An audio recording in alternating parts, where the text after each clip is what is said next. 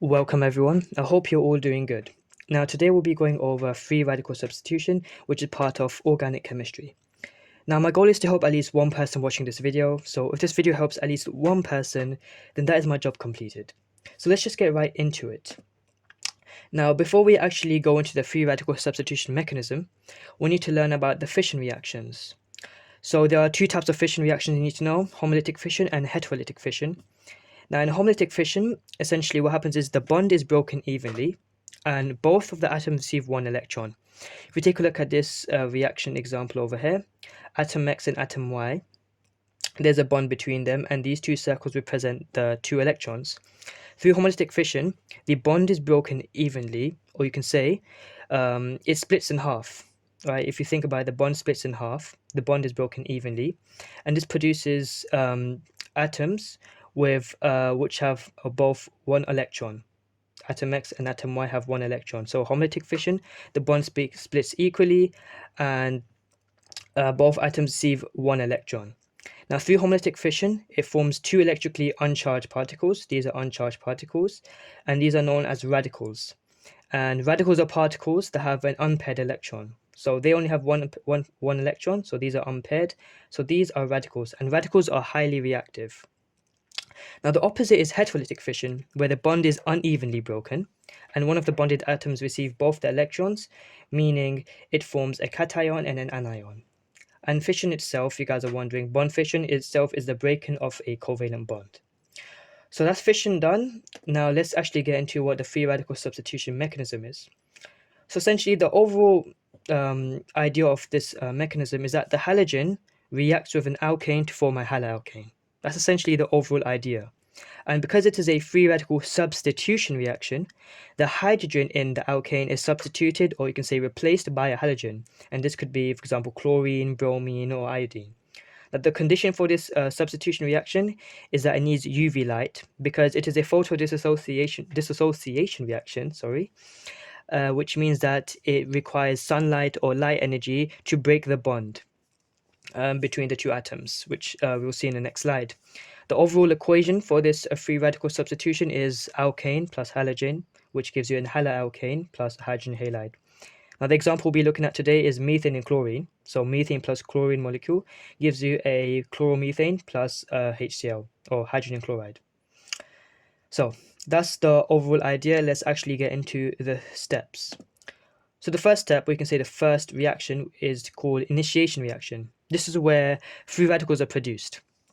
And the UV light breaks the bond, forming the two chlorine radicals in this example.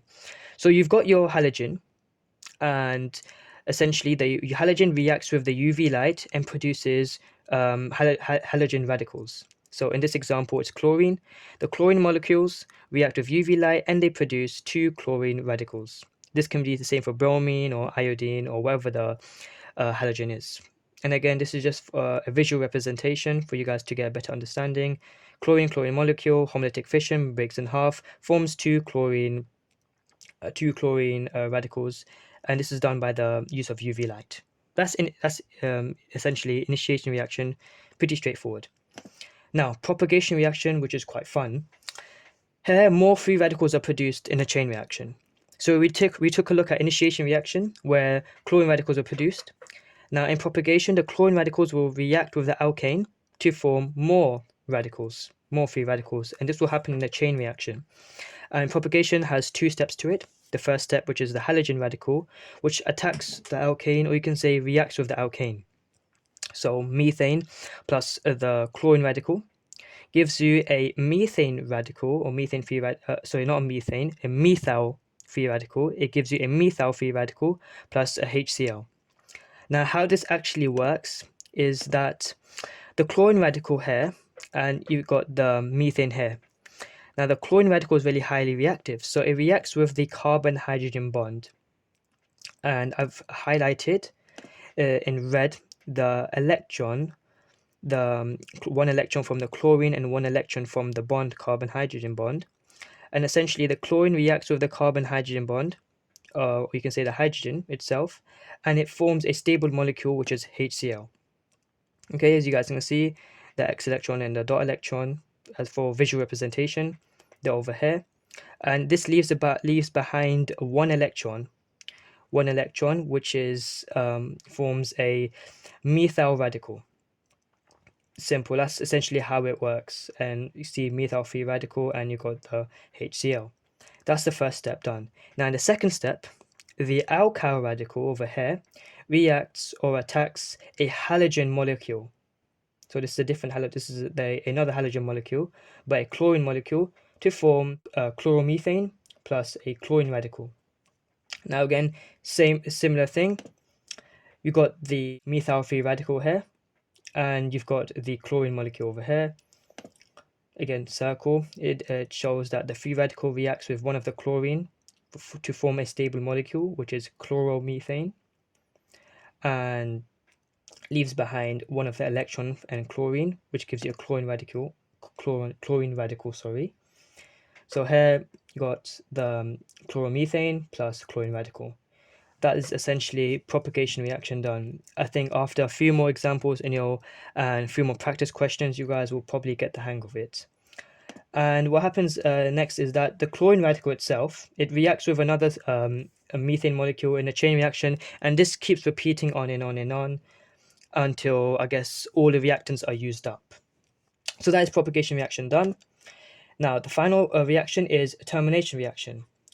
Now this is quite straightforward, quite easy. The free radicals are mopped up essentially. So essentially what that means is that the two radicals, they collide and react to form a stable molecule. And the radicals are removed from the mixture and the reaction stops, right? Simple 3 points that you need to know. Free radicals are mopped up. The two radicals collide and react to form a stable molecule. And when the radicals are removed by forming a stable molecule, the reaction stops.